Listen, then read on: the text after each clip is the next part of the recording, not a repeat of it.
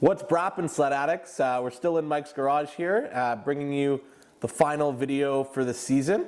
So in this video, we're going to be comparing our Renegade XRS 850 versus our Polaris VR1 850, both 2022 machines. So what we're going to do today is a little bit different. We're breaking it down into categories, and we're going to award each sled a point based on a specific feature, and they add up, and then whoever has the most amount of points at the end wins the shootout. Okay, so we're starting off, our first category is going to be tech and innovation. So this category is out of 4 points because there's 4 different things we're going to speak about. So the first thing that comes to mind is gauges. Now, on the Skidoo, you're dealing with the 7.8-inch gauge that they came out with in 2021. And with Polaris, you're dealing with the 7S gauge that they also came out with in 2021. So both these gauges have been out for 2 seasons now, and they're unchanged. In terms of the gauges themselves, we've spoken about this before, but the Skidoo gauge is definitely a step up from what Skidoo had before, but the 7S display definitely takes this one for a bunch of reasons. It's touchscreen, you're able to control it from the handlebars, and there are knobs on the gauge, so there's 3 different ways to control it. The gauge is bigger, it's in prime view when you're looking ahead at the trail, you don't have to duck down like you have to do on the Skidoo to see the gauge. Perfect line of sight. Yeah, perfect line of sight. And the other thing with the gauges is BRP Go versus Ride Command. So BRP Go is technically a better mapping software because it has the accurate trails, but it's notoriously unreliable, it crashes, and it requires you to connect your phone to the sled in order to show BRP Go on the screen. And it only takes up a half of the screen, so it's actually quite small, versus the 7S display has Ride Command built in, satellite and GPS built into the gauge, so you don't need a phone connected, and it's just a better system. On top of that, the group ride feature on Polaris is way superior to the Skidoo. You can see exact kilometers of where all your riders are in the group, how far they are away from you, and things like that, which is super awesome when you're on the trail and you want to make sure that everyone's with you and there aren't any issues. So definitely this category goes to Polaris. So Polaris gets 1 point for the gauges. Another thing we wanted to talk about is hand warmers. So hand warmers on the Polaris are new last year, called smart warmers, and the technology is definitely superior to that on the Skidoo. As me and Mike were joking around, we're almost convinced that Skidoo has the same hand warmers since the original Rev, if not before that. Like nothing's changed. Sure, they've changed the handlebar switchgear to control the hand warmers, but they're the same. There's like 12 or 13 settings, and when it's fully hot, when it's up all the way, it gets hot, and then you lower it down to setting 1 and it's still hot and you basically have to turn them off. So that to me is a non-starter. While the Polaris, you have the opportunity to set the temperatures for low, medium, and high, and it actually holds those temperatures. And that to me is something that is revolutionary in the snowmobile industry, and it always keeps your digits warm. As you can see, I don't even have hand deflectors on the Polaris, and I ran it all season like that, and it wasn't an issue. So hand warmers goes to Polaris, so now 2 points for Polaris in the category of tech and innovation. Summarization, you want to talk about this one, Mike? Sure. Definitely when they came out with the E-Tech, the big thing was the summarization mode feature that you can put the Skidoo into. Basically, you're switching the sled. It goes into kind of like a higher revving mode where it's actually dumping a lot more oil into the cylinders to put it away. The older way of doing things was we had to take half the sled apart. You'd pull your plugs. You'd put fogging oil down the jugs.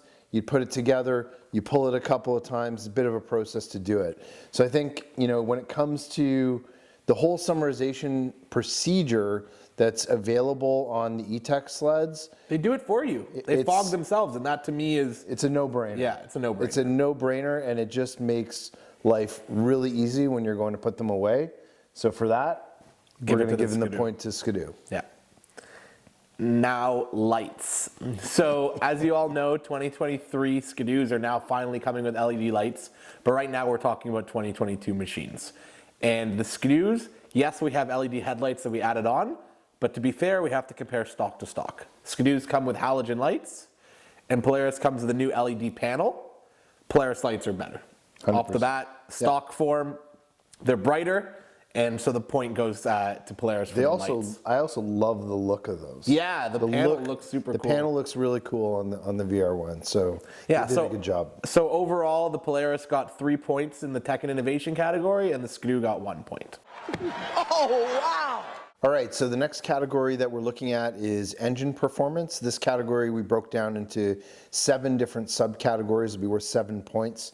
And the first thing we're going to talk about is just, overall claimed horsepower between the two 850s, between Skidoo and Polaris. They're both rated at 165 horsepower, so they're basically on the same playing field, exactly the same in terms of horsepower. So they're basically going to get 1 point each. Yeah. The next thing we're going to talk about is just overall kind of seat of the pants feel, top speed. Definitely super impressed since driving the 850. Yeah. It is definitely feeling like it's a much faster and a quicker sled overall. You mean the 850 Patriot? The 850 Patriot, for sure. And the so the Polaris gets the point for top end and for top end feel. Absolutely. Polaris definitely gets the point for that. And then I think the third thing we wanted to talk a little bit about was just power delivery overall and kind of throttle responsiveness. And that one definitely, different beasts. I think the way these two motors deliver the power. I think a lot of it is actually personal preference between the two and what you like. But I would say the Polaris definitely delivers probably like a wider range of power throughout the entire throttle versus the Skidoo. We felt like it was a little bit lower where it delivers the power, and then as soon as you get above half throttle, that's where you kind of don't feel it as much. Yeah, I would say like the Polaris, the throttle feels linear, like throughout the whole range. You have power from down low until up top. The Skidoo is a little bit more abrupt down low, and then once you get past like your half throttle, the Skidoo feels like it's running out of power while the Polaris keeps going. So I think in that category, that subcategory, we're also going to give the point to the Polaris. Polaris. In terms of the engine smoothness, so the Rotax 850, we've seen it run smoother. There's less smoke. The Polaris will smoke out my whole trailer in a second. And so in that sense, we're going to give engine smoothness to the Rotax 850 over the Patriot. So the Skidoo gets 1 point there.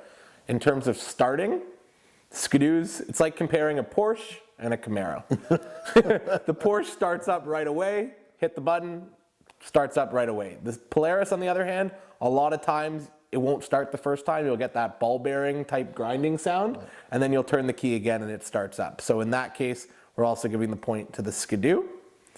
In terms of oil economy, so from what I've seen this season, by putting about 2,000 K on the Polaris and about 11,000 K on the Skidoo, the Polaris burns less oil. It's better on oil economy than the Skidoo, so the point for oil economy goes to the Polaris. Yep.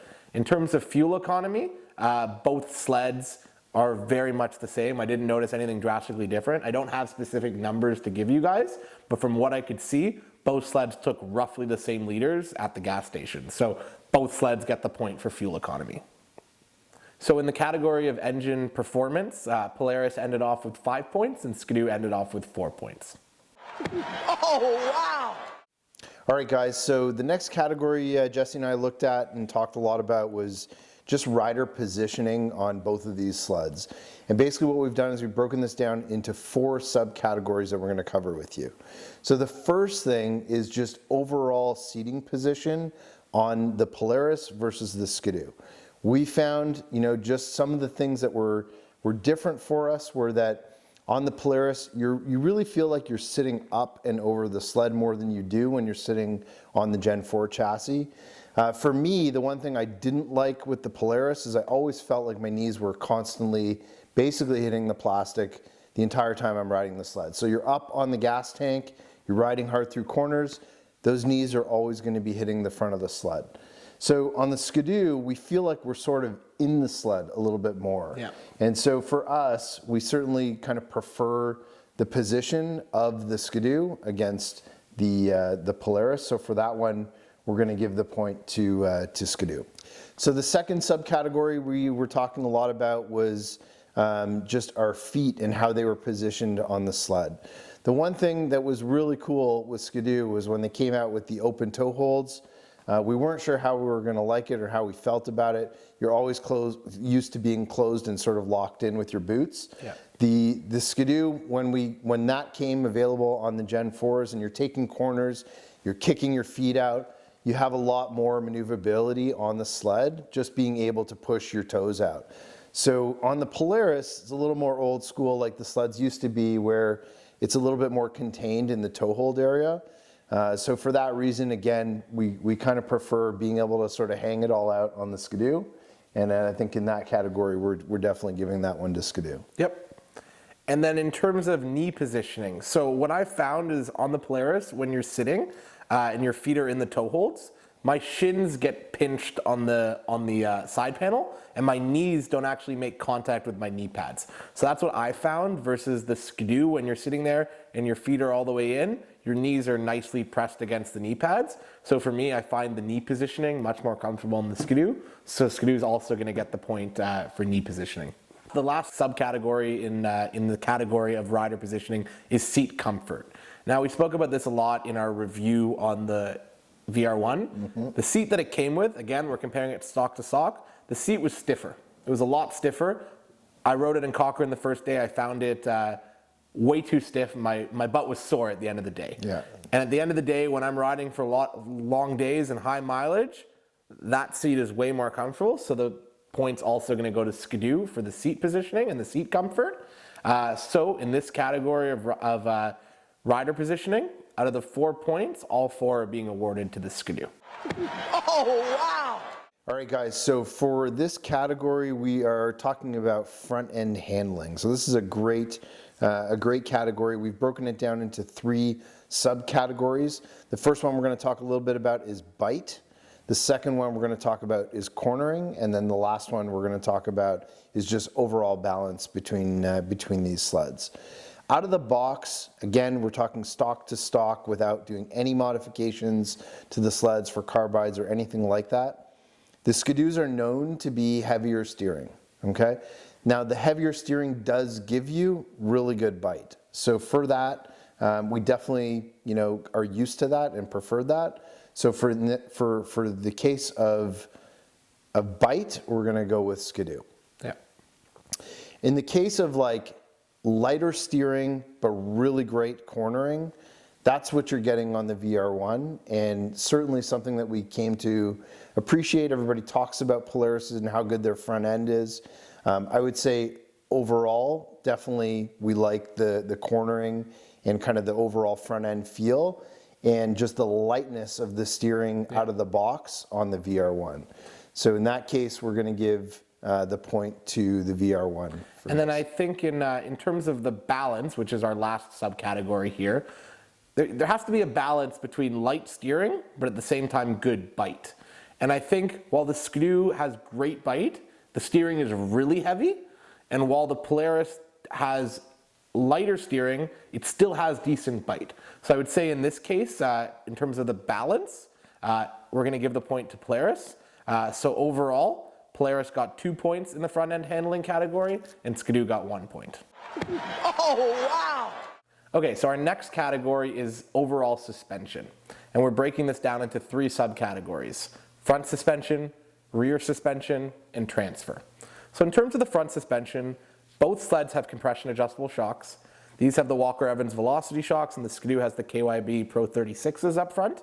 Although the Skidoo technically has more levels of adjustment, like there's more clicks to the shock, I think about 22 on the Skidoo versus I believe around 10 on the Polaris, not an exact number, but relatively accurate.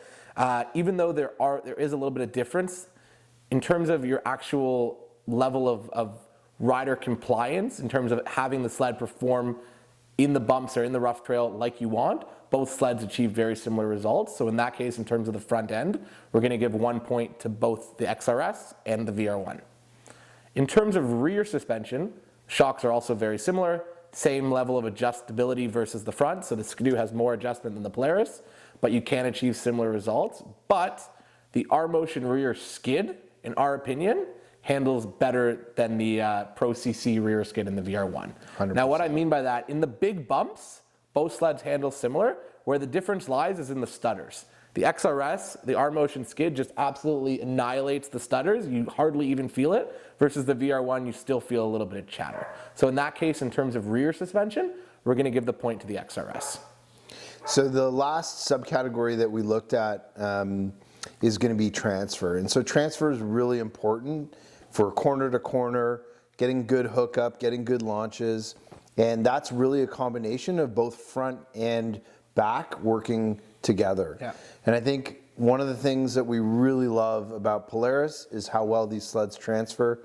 Again, they just work amazing. When you hit the gas, it squats, it lifts the skis about a foot off the ground, and it just absolutely takes off. So I think when it comes to overall transfer between the two sleds, we're definitely giving the point to the VR1.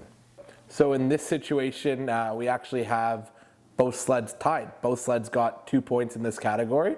So in terms of front suspension, they both got a point.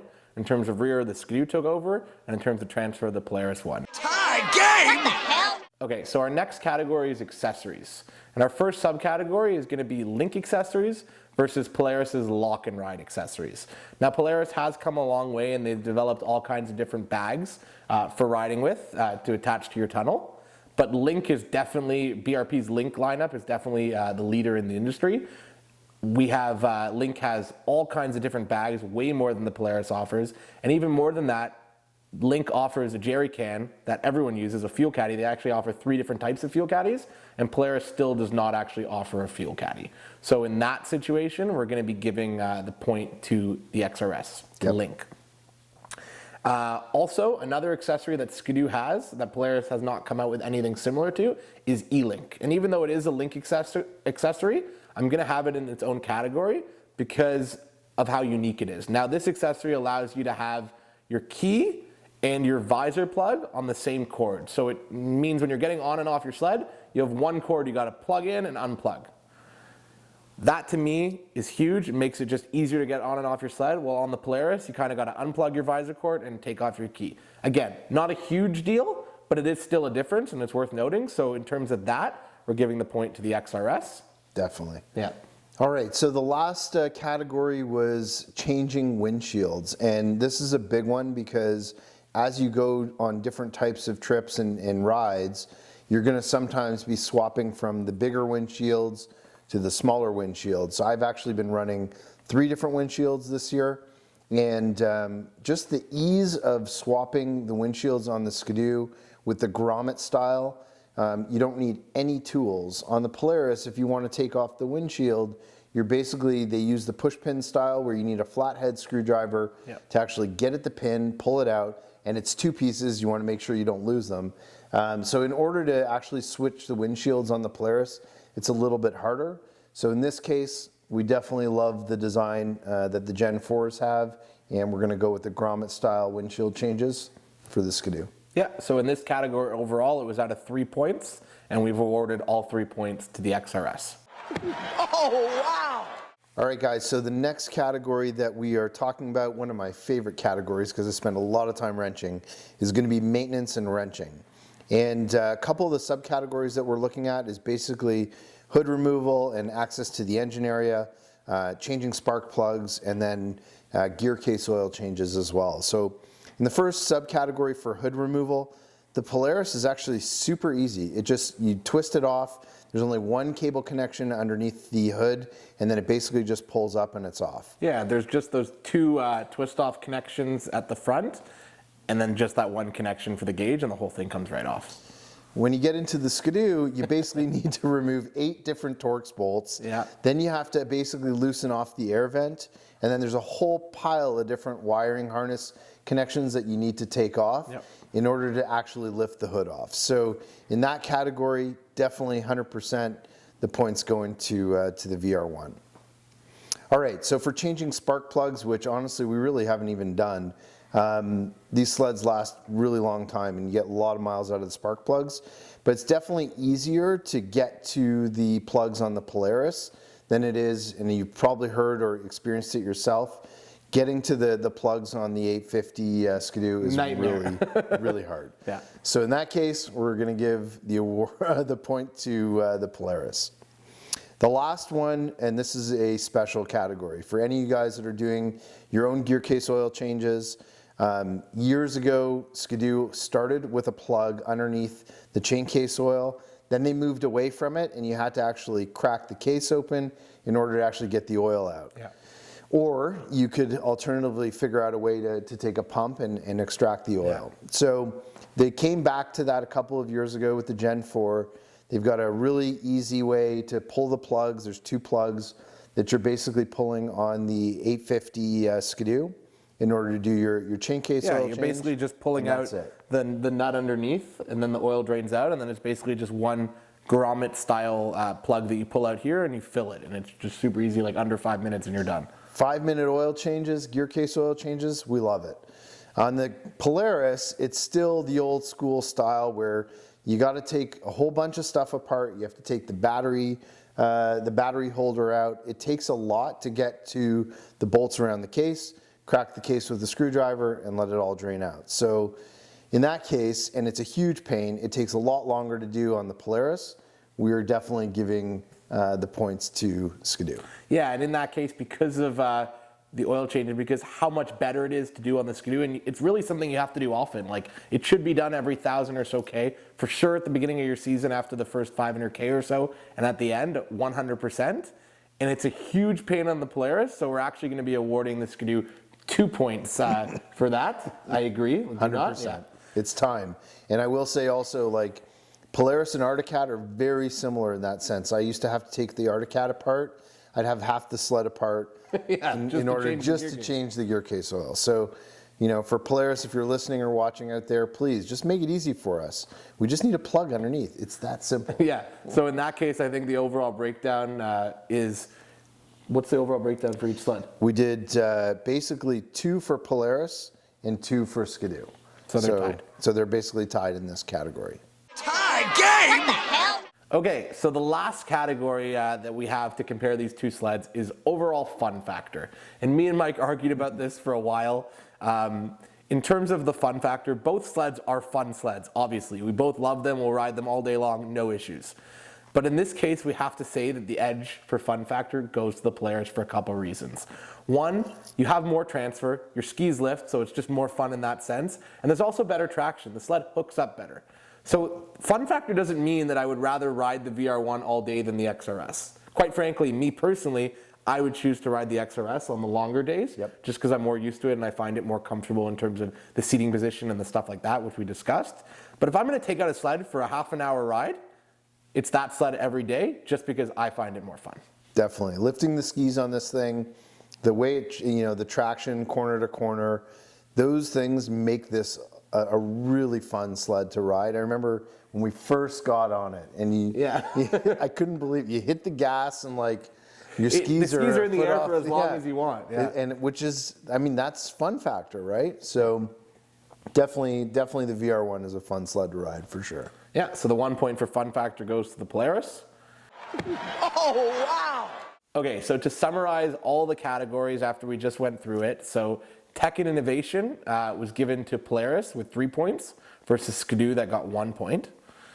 Engine performance, 5 points for Polaris, 4 points for Skidoo. Rider positioning, 4 points for Skidoo, 0 points for Polaris. Front end handling, 2 points for Polaris, 1 point for Skidoo. Suspension, both tied, 2 points for each sled. Accessories, Skidoo got 3 points, Polaris got 0. Maintenance and wrenching, both tied at 2 points each. And fun factor, the 1 point goes to the Polaris. So overall, when you add up all those points, it comes out to 15 points from the Polaris and 17 points for the Skidoo. So overall, the Skidoo wins this battle of 2-stroke sleds, if you will, and is our favorite sled out of the 2. Definitely. That being said, we have been incredibly impressed with the Polaris sled for sure this year. We're so used to Skidoo. You know, we had a lot of guys asking us and reaching out to us. You know, we had a lot of commentary when we first started this that we were super, you know, brand loyal as it related to Skidoo. But I think this sled in particular was a game changer for us, and certainly opened our eyes to, you know, how great they have done in the market and just in the snowmobile market with this sled for trail riders. So I think it's no question that these two brands are leading the industry right now Hands in terms of down. snowmobiling. Yep. And the question is who's going to come out on top. It comes down to a matter of preference. Like these points were so close. We tried to be as unbiased as we could by sitting down and kind of talking about each category and breaking it down. And we actually didn't know which sled was going to win until we tallied all the points right now in front of the camera with you guys. So there you have it. That's our opinion. Feel free to comment down below and let us know what you think. And we hope you enjoyed this video. Thank you guys for watching. Thanks, guys. We'll see you on the next one. If you liked that video, be sure to hit the like button and subscribe to the Sled Addicts YouTube channel, where we release content on everything snowmobiles. Also, hit that bell icon so you can be updated every time we release new videos.